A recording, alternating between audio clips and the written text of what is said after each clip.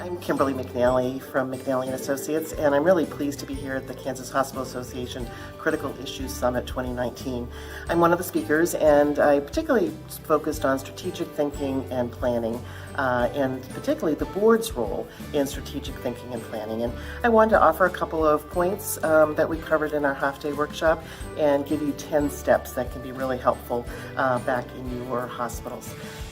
So before I do that, I do want to let you know that I am a trustee in Washington State and also a nurse and a public speaker. So I understand how important this topic is. So one of the things we talked about in the session was the board's role is really based on three important overarching principles. That the board needs to really work with their management partners and physicians and other key stakeholders to be sure there's alignment of purpose, that people are going in the same direction, that they have the same perspective of what the future is for your community and its health and how the hospital or health system will help with that. And then of course we want to engage all those important voices to really think about the future and what people think is important, new priorities or programs or ways to even deliver services in the community. And then lastly, as board members, we want to be sure that we're really fulfilling our role in the fiduciary oversight part of governance, which is to be accountable, to be sure once a plan is put in place and is approved, that we're regularly taking a look at, are the milestones being met, are the goals moving in the right direction, is the plan on plan or off plan, so that we're regularly having those conversations in our committee meetings and our board meetings. And we also talked about just sort of 10 steps because it can be helpful to have a kind of a way of thinking about this journey. We talked about the strategic thinking and planning being like a roadmap, if you will. So, and an important point I want to make is that the governance or the board partners in this work are really mapping the course. So they're looking forward, they're kind of mapping the course at a high level, using important data to kind of set some direction and priorities. And then we like to think about the CEO and his or her management team as kind of the race car driver. So they're actually the person who navigating the course and reporting back regularly to the board how that's going. But that's an important distinction. So let me just walk through these 10 steps to give you a little taste of what we talked about.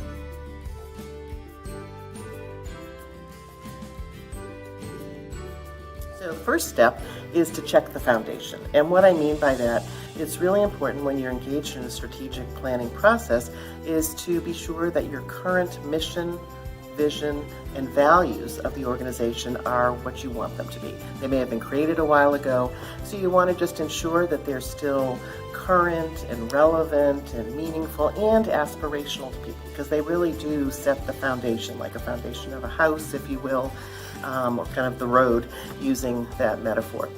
And then the second step is to scan the environment. And that's really literally looking around to spot trends and changes, opportunities, what's happening in the field, and so much is changing in healthcare. It's sometimes hard to keep track of all that, and so by having a formal scanning process, that can be useful.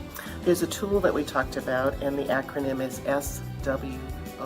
SWOR. You may know it as SWOT, but what it stands for is in a very intentional way capturing what are the strengths of your organization. That's the S. The W is what are the weaknesses.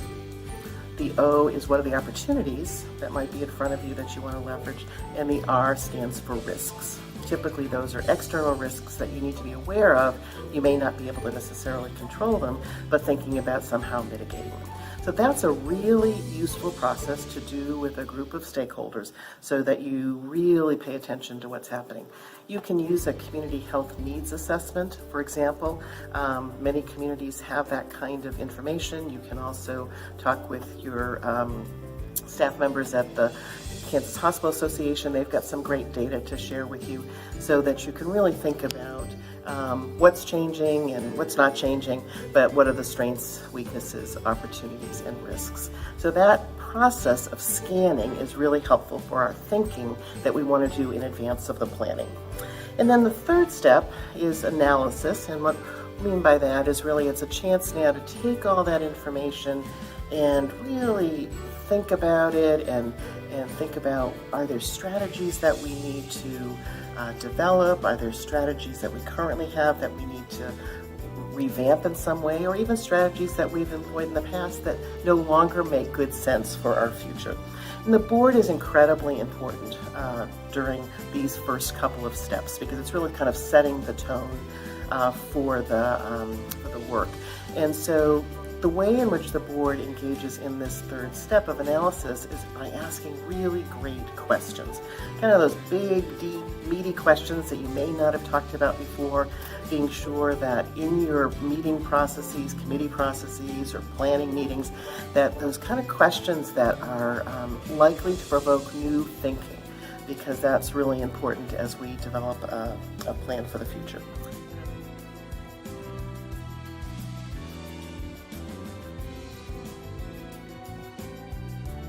And the fourth step is, with all of that good information, we want to now begin to kind of narrow our thinking a little bit and focus it, kind of set the course for the future, to really be, with everything we understand, with the basis of our mission, vision, and values, is really think about the future.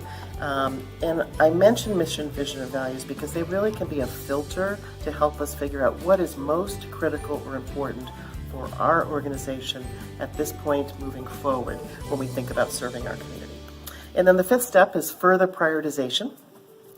And that's hard because there can be multiple priorities, all of which are important, but there are always limited resources, particularly in this environment.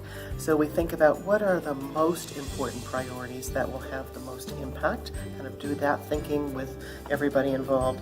And then it's really important that the board stay engaged but move back a little bit, kind of on the sidelines, I think about in terms of the roadmap, because now it's really critical for the CEO and his or her management team to really get into the development of the goals, the tactics, the timelines, the sort of who's going to do what by when.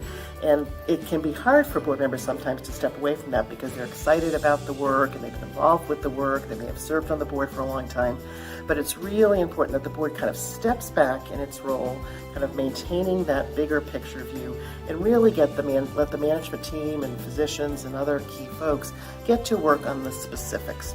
So then typically what happens is the management team brings that plan back in kind of a final draft form, shares that with the board, of course. The information should not look brand new because the board's been very involved all along, but it will have some specifics, and then the board will typically approve the plan as it's written, because then it becomes a really important set of directions, if you will, for the future, and it really sets the CEO and his or her team ready to get in that race car.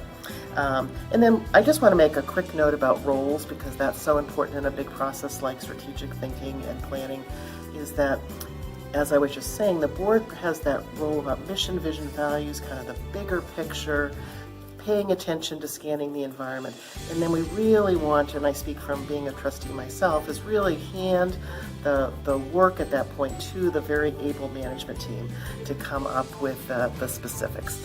And although it can be tempting for us to kind of want to get in there and offer feedback, it really is the work of the management team to do that.